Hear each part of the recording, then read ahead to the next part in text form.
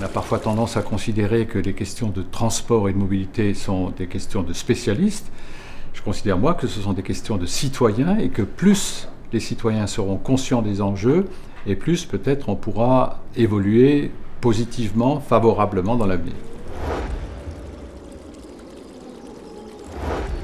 Notre objectif politique premier était de réduire la part automobile dans l'offre de transport et de développer tout le reste. Les transports en commun, le vélo, la marche à pied, l'autopartage, le covoiturage. Tout cela constitue au fond des alternatives à l'usage privatif de l'automobile. Pour moi, la mobilité durable, ce n'est pas une mobilité sans voiture. C'est une mobilité dans laquelle chaque mode a sa place. Nous sommes très attachés au concept de zone de pertinence. La voiture est en zone de pertinence dans la périphérie des villes, mais elle ne l'est pas dans le cœur de la ville. Dans le cœur de la ville, c'est le transport en commun, c'est le vélo, et puis c'est souvent la marche à pied qui est encore le mode de déplacement le plus économique et le plus écologique et le meilleur pour la santé qui soit. Je pense que l'État a un rôle important à jouer dans le financement des infrastructures de transport public, mais les collectivités locales aussi.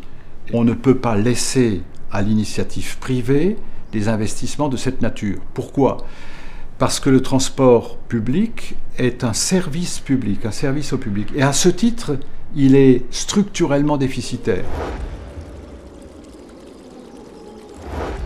Ces obstacles, c'est d'abord les questions de financement. Pour changer les mentalités, il faut changer l'offre de transport, c'est-à-dire qu'il faut investir. Le deuxième obstacle, mais je considère qu'aujourd'hui les choses évoluent assez rapidement, c'est les mentalités. La tradition en France, à Strasbourg comme ailleurs, en tout cas dans les années 60, 70 et 80, c'était « j'ai un déplacement à faire, je prends ma voiture ».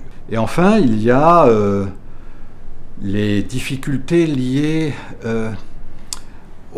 à la segmentation du territoire entre autorités organisatrices de transport qui sont chacune dans son domaine et qui ne se préoccupent pas du domaine voisin. Il faut par conséquent avoir des territoires plus larges avec une autorité organisatrice chef de file en quelque sorte qui fixe les orientations politiques sur par exemple l'ensemble d'une région. Chaque autorité organisatrice locale, urbaine, s'inscrivant ensuite dans ces politiques générales. Ça, c'est un obstacle institutionnel. Voilà les trois obstacles qui, aujourd'hui, ralentissent le mouvement, mais le mouvement est en cours.